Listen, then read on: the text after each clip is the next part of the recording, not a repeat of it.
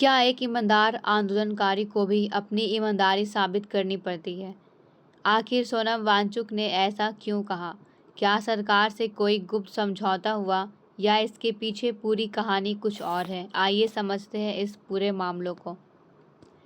ये खबर सोनम वांगचुक के हालिया बयान से जुड़ा हुआ है, जिसमें उन्होंने उन आरोपों का जवाब दिया था जिन्होंने कहा था कि केंद्र सरकार के साथ में कोई गुप्त समझौता सोनम वांगचुक ने किया है और इसी वजह से उन्होंने अपना अनशन को समाप्त किया है।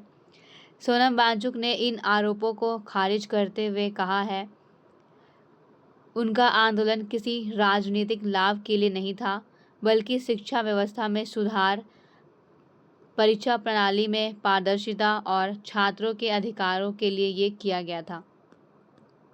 आखिर में ये पूरा मामला क्या है? हाल के दिनों में देखा जाए तो देश भर में परीक्षा के पेपर लीक और शिक्षा व्यवस्था को लेकर के बड़े स्तर पर छात्र आंदोलन हुए हैं और इन्हीं आंदोलन के समर्थन में सोनम वांगचुक ने लंबा भूख हड़ताल, लगभग 26 दिनों तक का भूख हड़ताल किया। आंदोलन के दौरान उनकी तबीयत बिगड़ गई और उन्हें अस्पताल में भी भर्ती कराया गया था। बाद में केंद्र सरकार के मंत्रियों और विभिन्न दलों के सांसदों से बातचीत हुई। सरकार की ओर से कुछ प्रमुख मांगों को यहाँ पर लिखित आश्वासन दिया गया, जैसे कि यहाँ पर कुछ प्रमुख मांगें यहाँ पर रखी गई थी।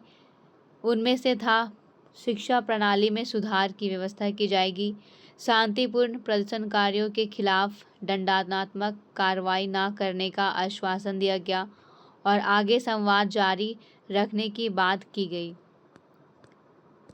लेकिन फिर भी ये विवाद बहुत बड़ा मुद्दा बनकर उभरा। अनशन खत्म होते ही यहाँ पर सोशल मीडिया और साथ में कुछ राजनीतिक हलकों में यहाँ पर ये दावा किया जाने लगा कि वांगचुक ने सरकार से डील की है। उन्होंने आंदोलन को छोड़ दिया और सरकार के दबाव में आकर के झुक गए हैं। इन आरोपों के जवाब में सोनम वांगचुक ने कहा कि कोई गुप्त समझौता यहाँ पर नहीं हुआ है। उन्होंने केवल लिखित आश्वासन के आधार पर अनशन को समाप्त किया है। यदि सरकार अपने वादे पूरे नहीं करती है तो लोकतांत्रिक तरीके से आगे भी संघर्ष यहाँ पर जारी रहेगा। वांगचुक का कहना था कि वे वर्षों से सामाजिक और शैक्षणिक सुधारों के लिए काम कर रहे हैं।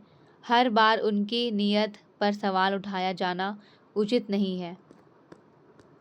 बिना किसी प्रमाण के सरकार से समझौता कहना उनके आंदोलन की विश्वसनीयता को नुकसान पहुंचाता है। इसलिए उन्होंने भावुक होकर पूछा है, क्या मुझे अभी भी अपनी ईमानदारी यहाँ पर साबित करनी होगी?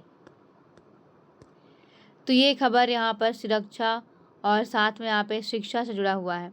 सोनम वांगचुक का ये आंदोलन शिक्षा प्रणाली में पारदर्शिता, परीक्षा में सुधार और छात्रों के भविष्य से जुड़ा हुआ है।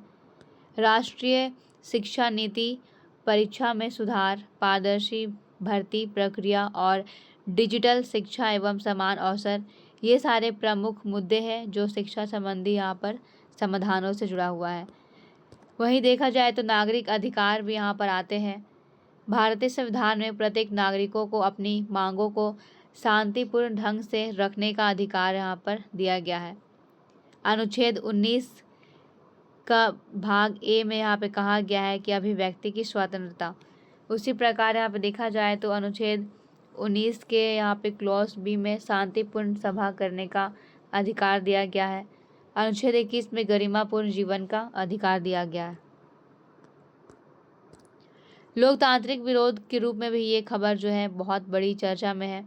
लोकतंत्र में विरोध सरकार के खिलाफ यहाँ पर नहीं बल्कि नीतियों में सुधार का माध्यम देखा गया है। यहाँ पर अन्ना हजारे आंदोलन, किसान आंदोलन, शिक्षा सुधार आंदोलन, सोनम वांगचुक का आंदोलन, ये कुछ लोकतांत्रिक विरोध के रूप में यहाँ पर आया हुआ है।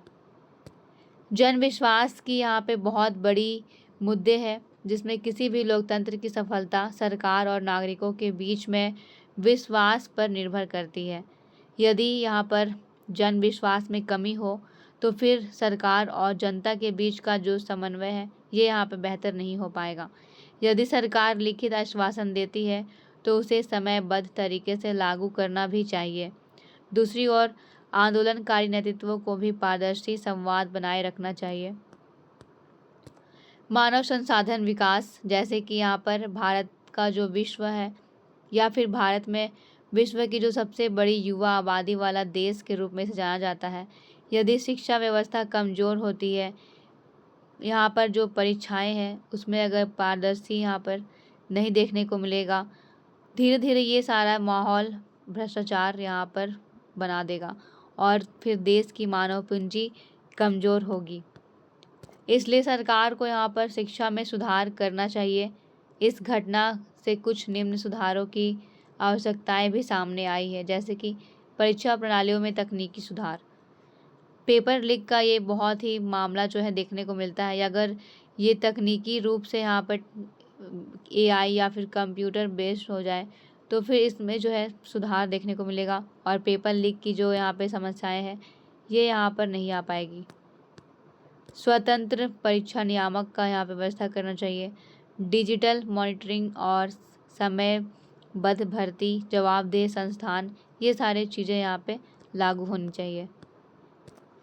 युवाओं और रोजगार से जुड़ी हुई जो चुनौतियाँ यहाँ पे देखने को मिल रही है, ये बहुत बड़ा मुद्दा है और इसका प्रभाव प्रतियोगी परीक्षाओं में देरी, पेपर लीक, भर्ती प्रक्रिया में भ्रष्टाचार, युवाओं में निराशा, मानसिक तनाव, बेरोजगारी की समस्या, ये सारे आधारों पर यहाँ पर होती है।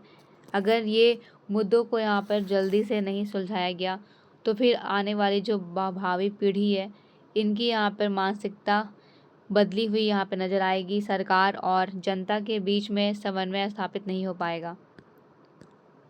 सोनम वांगचुक का ये मामला केवल एक व्यक्ति की ईमानदारी या फिर सरकार के कथित समझौते का विवाद नहीं है, बल्कि ये शिक्षा सुधार, लोकतांत्रिक विरोध, नागरिक अधिकार, सार्वजनिक जीवन में नैतिकता, जन विश्वास और युवाओं के भविष्य से जुड़ा हुआ एक व्यापक प्रश्न है।